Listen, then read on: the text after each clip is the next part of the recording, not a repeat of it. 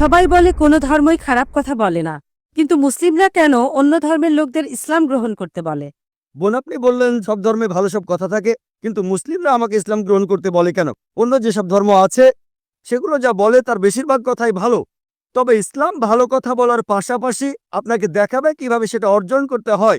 আমি উদাহরণ দিয়েছি, সব ধর্মই বলে চুরি করো না, ইসলাম একই কথা বলে, তবে ইসলাম দেখিয়ে দেয় কিভাবে সেই অবস্থানে যাবেন যেখানে কেউ চুরি করে না। জাকাত দেন, সাহায্য করেন, এরপর কেউ চুরি করলে তার হাত কেটে ফেলেন, তাহলে চুরি করা বন্ধ হয়ে যাবে, কোনো অপরাধ থাকবে না। এজন্যই আমি বলেছিলাম যে ইসলাম ভালো কথা বলার পাশাপাশি আপনাকে দেখিয়ে দেবে কিভাবে সেটা অর্জন করতে হয়।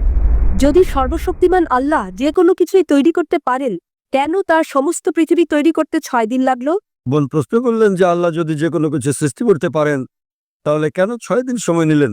বোন, আল্লাহ যদি চাইতেন একদিনে সৃষ্টি করতে পারতেন, তখন আপনি বলতেন যে কেন একদিনে তৈরি করেছেন, 6 দিনে কেন নয়? কারণ আল্লাহ 6 দিনে এটাই বানাতে চেয়েছেন। কোরআন বলে যে আল্লাহ যা ইচ্ছে করেন তাই সৃষ্টি করতে পারেন।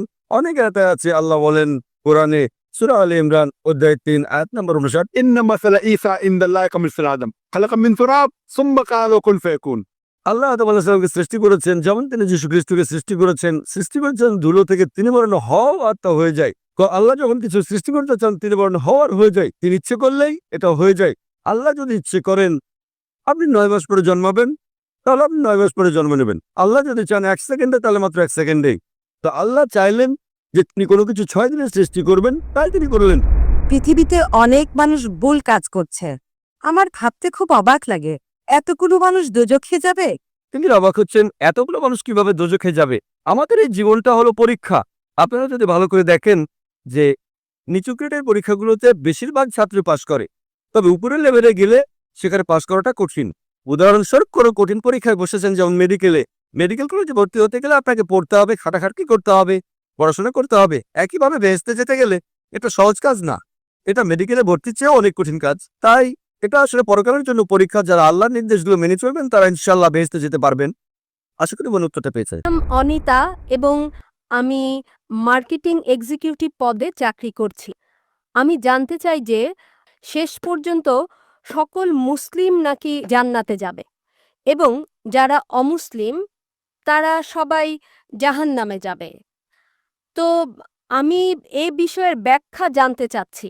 আমি জানতাম যে প্রত্যেকের চূড়ান্ত যে ফয়সালা হয় তা নিজের কর্মের ওপর হয়। তো আমি এই বিষয় সম্পর্কে সঠিক ব্যাখ্যা চাই যে সকল মুসলিম জান্নাতে যাবে এবং অমুসলিম যাবে জাহান্নামে।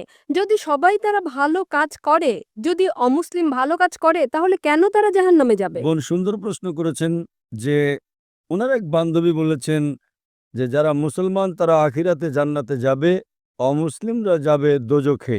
মুসলিম মানে সে যে শান্তি অর্জন করে, আল্লাহ সুবহানাহু ওয়া তাআলার নিয়ম অনুযায়ী চলে, কোরআন ও হাদিসের অনুসরণ করে, তাকে বলে সঠিক মুসলিম। এটা একেবারে সঠিক যে কর্মগতভাবে যে সঠিক মুসলমান সে ইনশাল্লাহ জান্নাতে যাবে।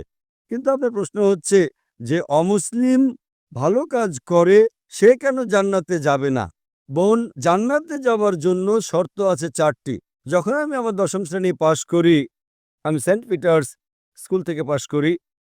যখন আমি আইসিএসসিতে ছিলাম 10ম শ্রেণীতে, তখন পরীক্ষাতে আমার 6টি আবশ্যকীয় বিষয় ছিল: ইংরেজি, গণিত, বিজ্ঞান, ভূগোল, ইতিহাস, হিন্দি।